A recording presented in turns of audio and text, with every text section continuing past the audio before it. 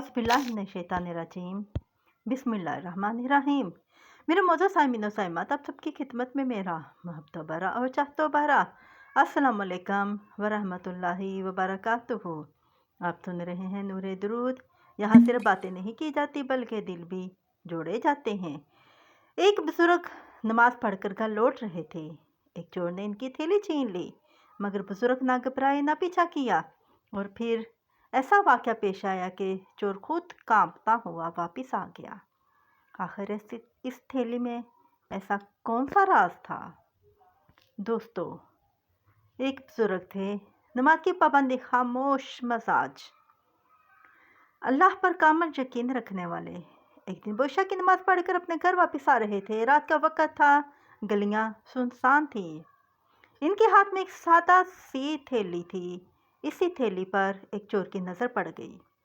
चोर इनके पीछे लग गया और जैसे ही बुजुर्ग घर के करीब पहुंचे, चोर ने अचानक थैली छीन ली और भागने लगा। लेकिन हैरत की बात यह थी कि बुजुर्ग ना चीखे ना भागे ना परेशान हुए। वो बस इत्मीनान से वो ही खड़े रहे। लोग जमा हो गए, चोर के पीछे भागे, मगर चोर हाथ ना आया। लोगों ने बुजुर्ग से कहा, बाबा जी, आपने चोर का पीछा क्यों नहीं किया? बुजुर्ग खामोश रहे। इनके चेहरे पर अजीब सा सुकून था।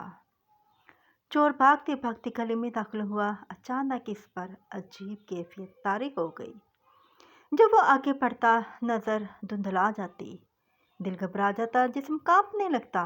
और जब पीछे हटता, नज़र साफ हो जाती, दिल को सुकून मिलता।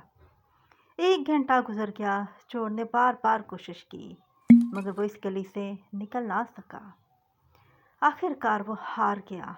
थैली लेकर वापस आया, बुजुर्ग के कदमों में बैठ गया।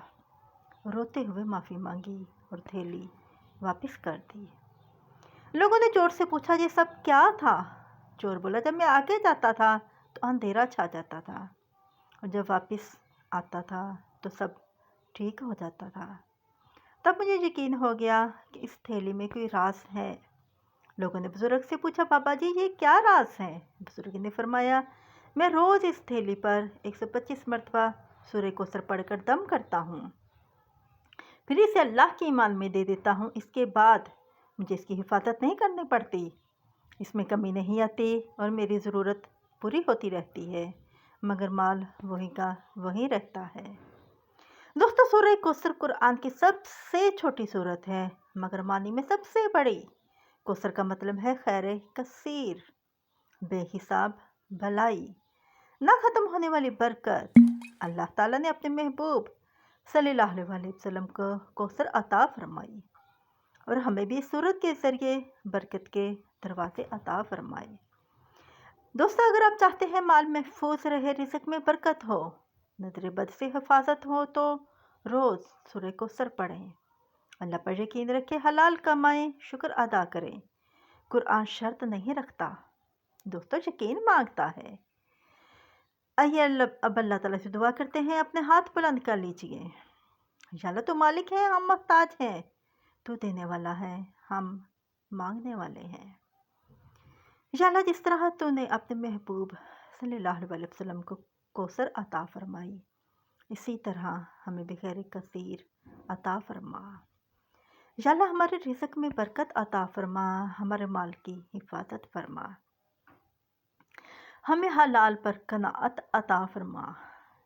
या अल्लाह, हमें कुरान से जोड़ दे, कुरान को हमारे दिलों का नूर बना दे, हमारी परेशानियों का हल बता दे, हमारी परेशानियों का हल बना दे।